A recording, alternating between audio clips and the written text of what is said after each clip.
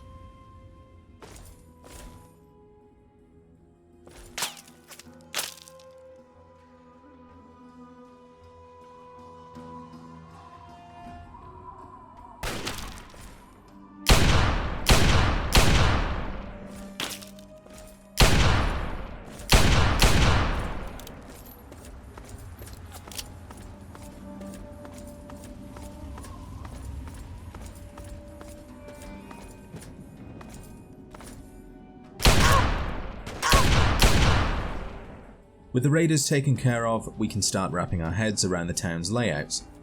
In total, there are 3 locations: the east offices, the west offices, seemingly joined together by a walkway, and then there's the Underworks, which can be entered through either a manhole cover or the metro. Before heading inside, I figured, why not scout the surrounding area and see what we can find? And truth be told, I found more raiders. 2 of which who were playing baseball. There were also Talon Company mercenaries, 2 Vault-Tec rejection letters, and a house we can enter called the Raid Shack.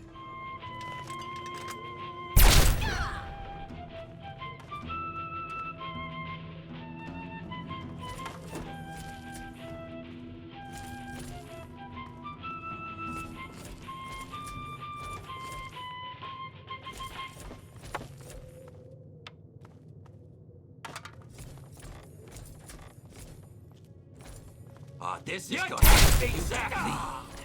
Kick ass! Hold still, meat.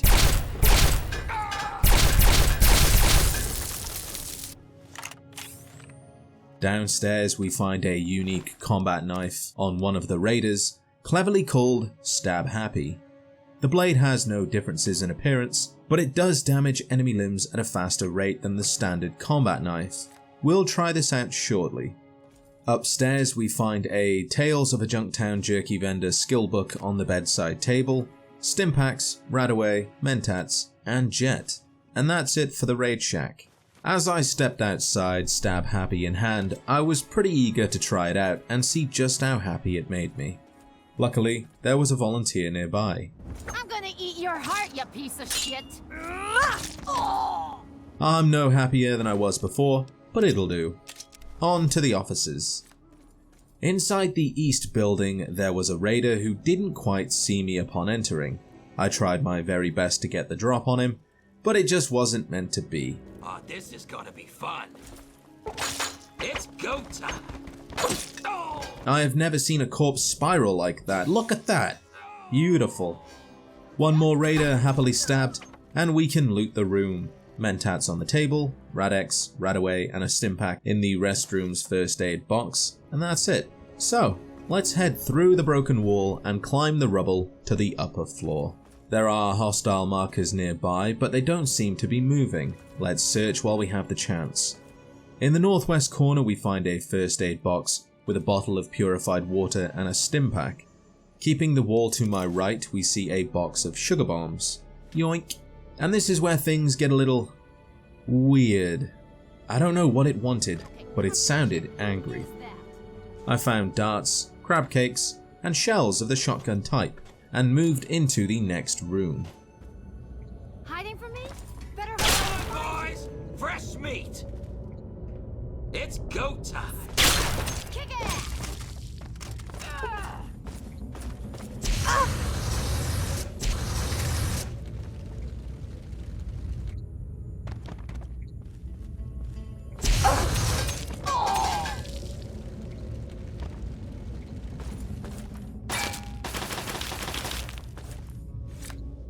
We'll deal with that turret in just a moment.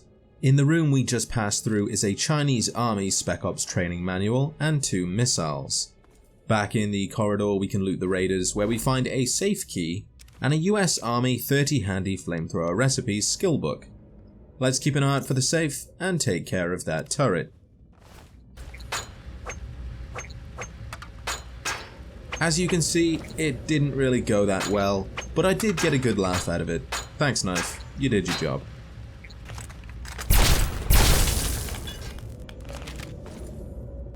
Now inside the room and keeping the wall to our right, we find 7 magnum rounds inside a filing cabinet, a dead mercenary taking a bath, which actually has water in it, explosives and ammunition on the top bunk, and sitting in front of a locked safe is the Lockpick Bobblehead.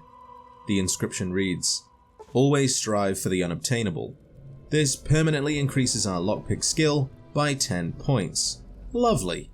Using the safe key we plucked from the dead raider, we can open the safe for some 10mm rounds, bottle caps, and pre-war money. The nearby computer can be used to deactivate the turret, and nothing more.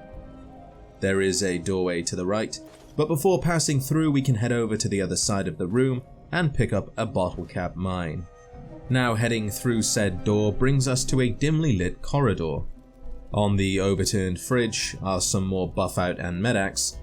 The end of the corridor has collapsed, but there is a door we can take instead, and by doing so, end up on the walkway we saw from outside. Halfway across are 2 ammo crates, both holding 308 rounds, don't mind if I do. Continuing onwards leads to the other end of the walkway, where we enter into the west offices.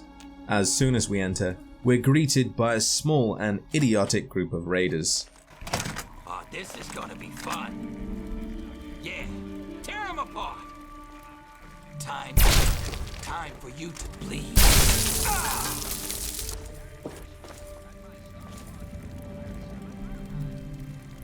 This is bullshit. Come out and fight.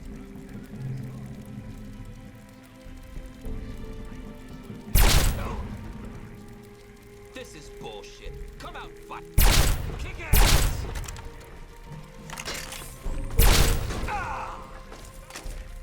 There seems to be at least one hostile still in the area, but it's a ways off, so let's just ignore that for now. The stairwell leading up has collapsed, so we have the choice of heading down or into the room on the right. To the right we find a hanging teddy bear, which I think was supposed to draw our attention away from the pressure plate and the 3 connected shotgun traps. With the plate deactivated, we can disarm the shotguns and loot the room. On the table in the far left corner is a pack of mentats and a Dean's Electronics skill book. Nearby we find a chopped up torso, which I think means these raiders are cannibals. Come to think of it, this now makes more sense. I'm gonna eat your heart, you piece of shit! There's also a freezer filled with human remains, so I think it's safe to say that yes, they are cannibals. Beside the freezer are 3 overturned crates, and we all know that Bethesda enjoys hiding things under these. Nope. Nope. Bingo! Let's take that. Past the human remains we find a stealth boy and 20 railway spikes sitting on the shelving unit. At the center of the room we can look down to the floor below, where 2 grenade bouquets are crisscrossed together. The teddy bear would have most likely dropped onto these and triggered them. Okay buddy, go check it out. With this room cleared, I headed down the first set of stairs where we see a single room. There wasn't really much in here other than 2 pre-war books, 2 blood packs, and a stim pack.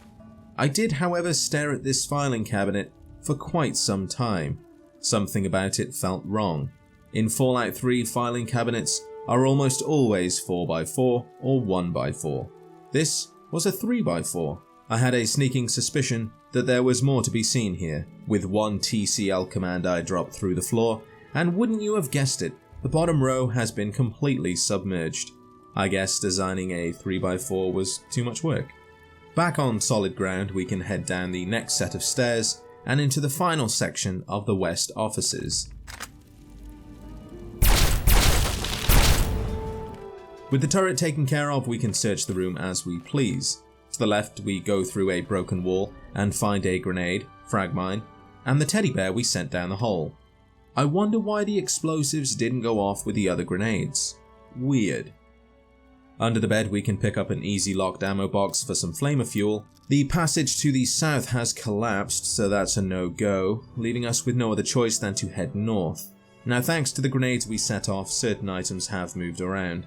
As you can see, there are bottles of dirty water and railway spikes that I don't quite get around to collecting.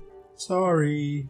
I did look up through the hole in the ceiling and use another console command to reach the containers. You'll be glad to know that they are empty, so don't feel too bad if you're playing on console and can't reach them. As for the rest of the room, we find Jet, these good things inside of a first aid box, an oversized big book of science, and a terminal that we could have used to deactivate the turret had we entered through the main entrance. And that leaves us with the Bethesda Underworks. I decided to enter through the metro since most players were more likely to do the same. Let's see how that turns out.